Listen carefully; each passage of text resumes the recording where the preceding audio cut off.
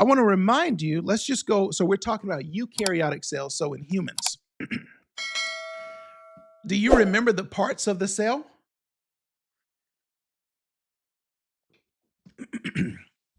So this cell here, I'm going to highlight this part on the outside here. That's called cilia. So the cilia, those are the pieces that kind of help the cell move along, right? So we have cilia, and not all cells contain cilia, only ciliated cells contain cilia, okay? But then, for instance, we have this blue part on the outside that I'm highlighting. This is the water side of the cell membrane, or the hydrophilic side. This orange part here is the cell membrane itself, and we're going to talk about that in just a moment. Then we have, for instance, all this kind of bluish seaweed color. That's all the cytoplasm. Of course, we have organelles like the mitochondria. We have things like the lysosome. Of course, we have a nucleus, nucleolus or nucleolus. We have things like the Golgi apparatus that's involved in, for instance, making proteins, and that's where a lot of proteins get modified. For instance, we have things like microtubules here. We have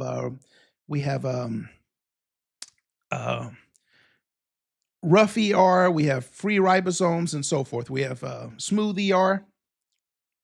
Okay, so that's the cell. I want to draw your attention to, we're going to come back to this mitochondria in a moment because that's going to tie in with the rest of the story. But I want to draw your attention to right here. Let's blow this up. So right here, the cell membrane. You may recall that the cell membrane consists of this, what's called a phospholipid bilayer. So we got two levels of it, two layers of phospholipids. Well, let's break that down. Let's break down phospholipid. Well, a phospholipid, let's break down the name. You have phospho and then lipid, okay? The phospho part of it contains phosphate. Phosphate, of course, has a negative charge. And then on the lipid part, we have this hydrophobic, let's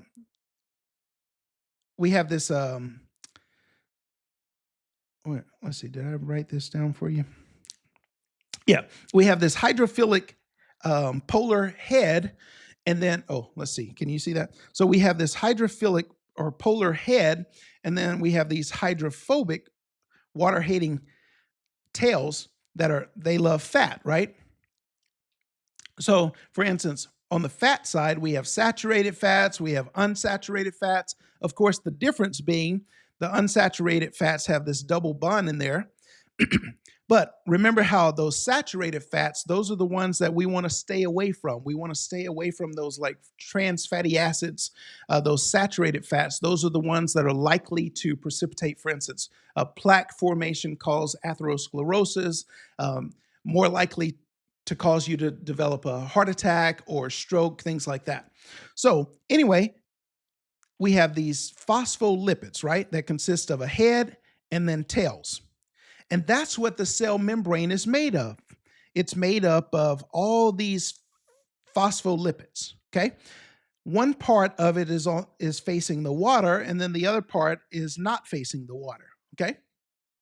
I don't want to go too deep into this. In our Level Up Medicl Mastermind, I will go much deeper when I get into the biochemistry section.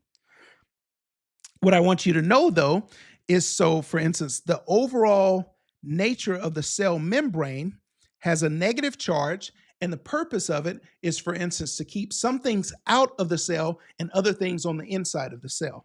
All right, so let's keep going. Now, I want to draw your attention right here to this guy right here.